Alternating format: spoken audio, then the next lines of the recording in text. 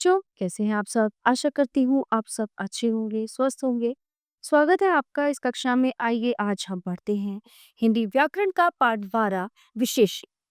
विशेषण मीन्स मतलब एडजेक्टिव। विशेषण जैसे मैंने आपको पहले संज्ञा पढ़ाया, सर्वनाम पढ़ाया। तो जो संज्ञा और सर्वनाम, उनमें जो विशेषताएं होती हैं, है ना? विशेषता मतलब जैसे कोई मोटा, कोई पतला, कोई छोटा, रंग कोई काला, कोई गोरा, हरा, नीला, है ना? और जो शब्द संज्ञा और सर्वनाम की विशेषता बताते हैं उन्हें विशेषण कहते हैं। तो आइए पढ़ते हैं विस्तार से इस पाठ में। हम्म इसमें पढ़ेंगे हम विशेषण, विशेषण के भेद, उदाहरण और विशेषण में अंतर। चलिए शुरू करते हैं। नीचे दिए गए वाक्यों को ध्यान पूर्वक पढ़िए। राजा मोटा है, प्रिया सुंदर लड़की है और शाम का रंग काला है। ऊपर दिए गए वाक्यों में मोटा, सुंदर और काला शब्द विशेषण है, क्योंकि ये क्रमशः राजा, प्रिया और शाम की विशेषता बता रहे हैं। तो जो शब्द संज्ञा या सर्वनाम शब्दों की विशेषता प्रकट करते हैं उन्हें विशेषण कहते हैं। विशेषण के भेद। विशेषण के मुख्य रूप से निम्नलिखित 4 भेद होते हैं: गुणवाचक विशेषण, संख्यावाचक विशेषण, परिमाणवाचक विशेषण और सार्वनामिक। तो सबसे पहले हम पढ़ेंगे गुणवाचक विशेषण के बारे। रीमा ने नुकीले तीर फेंके, मोटा लड़का दौड़ रहा है। ठीक है, तो उपयुक्त वाक्यों में तीर तथा लड़का के आकार एवं दशा की बात की गई है और उनके लिए नुकीले तथा मोटा विशेषणों का प्रयोग किया गया। ये सभी विशेषण विशेषों की किसी न किसी विशेषता को प्रकट कर रहे हैं। तो तीर कैसा है? नुकीला। और लड़का कैसा है? मोटा, है ना? तो अतः ये गुणवाचक विशेषण है। जिन विशेषण शब्दों से संज्ञा अथवा सर्वनाम के गुण, दोष, भाव, रंग, दशा, अवस्था, आकार, स्थान, देश, काल आदि का बोध हो, उन्हें गुणवाचक विशेषण कहते हैं। देखिए यहाँ पे गुण और दोष। सीधा, शांत, दानी, मधुर, ईमानदार, बुरा, कुरूप, कंजूस, विद्रोही आदि। भाव है वीर, क्रोधी, दयालु आदि। रंग है गोरा, काला, लाल, पीला, सफेद आदि। दशा और अवस्थाएं हैं कमजोर, ताकतवर, पतला, मोटा, स्वस्थ, बूढ़ा, युवा, बीमार आदि। आकार है बड़ा, छोटा, बौना, ठिगना, लंबा, गोल, चौकोर आदि। स्थान, देश, काल, शहरी, ग्रामीण, जापानी, चीनी। दूसरा आता है परिमाणवाचक विशेषण। 2 किलो टमाटर तोल दीजिए। आपकी कमीज के लिए 2 मीटर कपड़ा चाहिए, पर मेरी कमीज 1 मीटर कपड़े में बनती है। ठीक है, यह उदाहरण हमने पढ़े। तो ऊपर ऊपर लिखे हुए जो वाक्य हैं उनमें 2 किलो, 2 मीटर और 1 मीटर शब्दों से माप तोल की जानकारी मिल रही है। अतः ये परिमाणवाचक विशेषण है और परिमाण का अर्थ होता है माप। तो जिन शब्दों से किसी भी वस्तु की मात्रा, उसके माप अथवा तोल का बोध होता है उन्हें परिमाणवाचक विशेषण कहते हैं। परिमाणवाचक विशेषण के मुख्यतः 2 भेद होते हैं। तो पहला निश्चित होता है और दूसरा अनिश्चित होता है। तो निश्चित का मतलब ये होता है कि हमें पता है कि क्या है, कितनी क्वांटिटी है। अनिश्चित में हमें पता नहीं है, जानकारी नहीं है। तो विस्तार से हम पढ़ते हैं। निश्चित परिमाणवाचक विशेषण, जैसे 3 किलो सेब भी खरीद ही लेती हूँ और बोतल में 100 मिलीलीटर दवा है। तो यहाँ 3 किलो तथा 100 मिलीलीटर क्रमशः सेब तथा दवा के निश्चित परिमाण का बोध करा रही हैं। अतः ये निश्चित परिमाणवाचक विशेषण है। जो विशेषण शब्द निश्चित माप, तोल तथा मात्रा का बोध कराते हैं उन्हें निश्चित परिमाणवाचक विशेषण कहते हैं। फिर है अनिश्चित परिमाणवाचक विशेषण। केक में चीनी कम है, थोड़ी और डाल लीजिए, तालाब में बहुत पानी है। तो यहाँ कम, थोड़ी और बहुत शब्दों से क्रमशः चीनी तथा पानी की निश्चित मात्रा का बोध नहीं हो रहा, पता नहीं चल रही कि कितनी चीनी है और कितना पानी है। ठीक है, तो ये अनिश्चित परिमाण वाचक विशेषण है।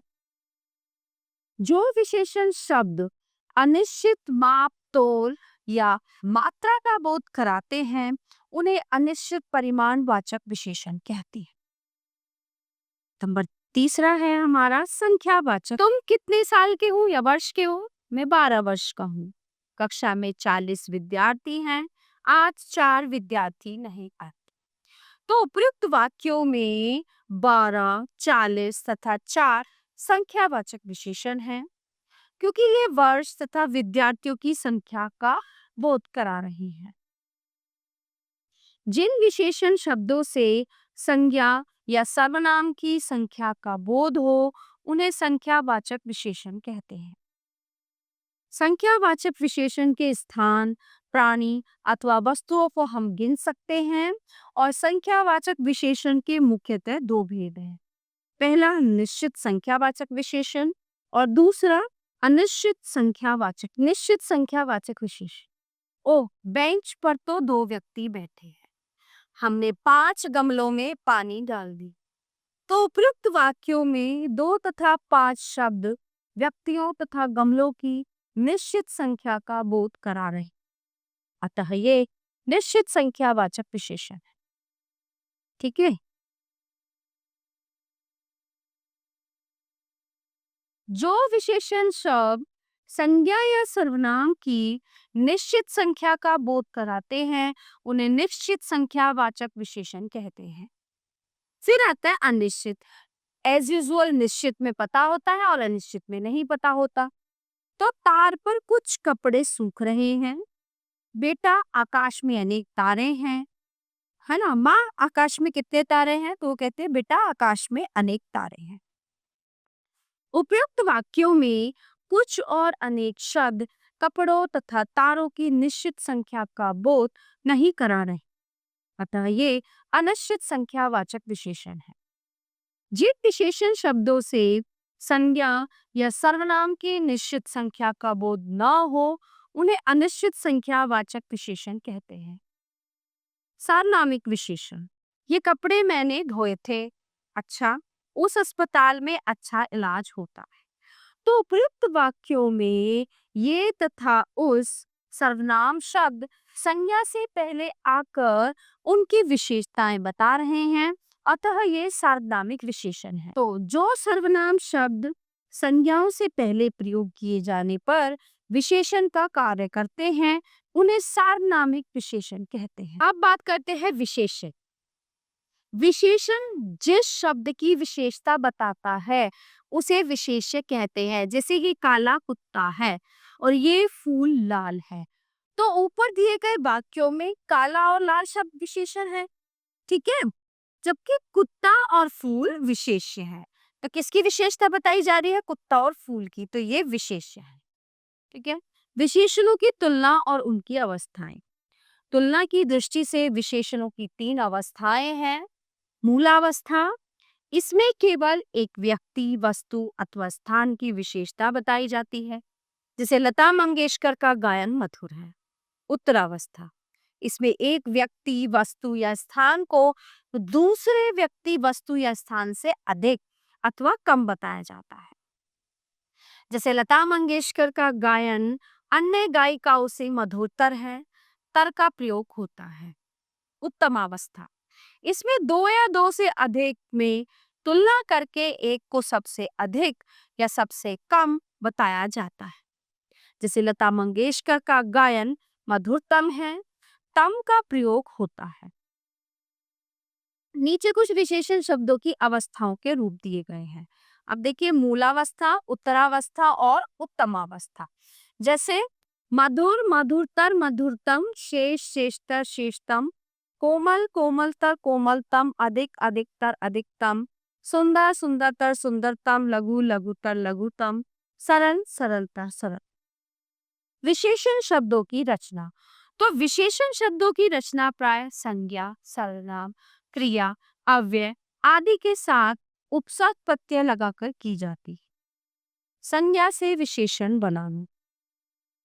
कीमत कीमती, लालच लालची, रोग रोगी, भारत भारतीय, विज्ञान वैज्ञानिक, सेना सैनिक।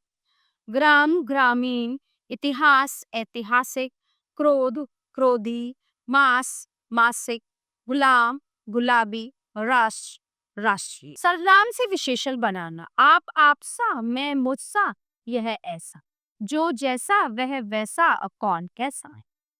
क्रिया से विशेषण बना।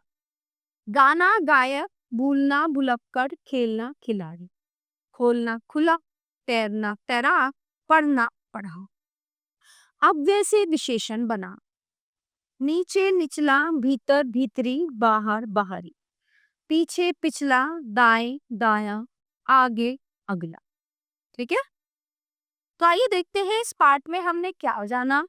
संज्ञा या सर्वनाम शब्दों की विशेषता बताने वाले शब्द विशेषण कहलाते हैं। विशेषण के 4 भेद होते हैं: गुण, संख्या, परिमाण, सार्वनामिक। परिमाणवाचक विशेषण को उनके माप, तोल, मात्रा आदि से पहचाना जाता है। संख्यावाचक को उनकी गिनती, क्रम, समूह, आवृत्ति आदि से पहचाना जाता है।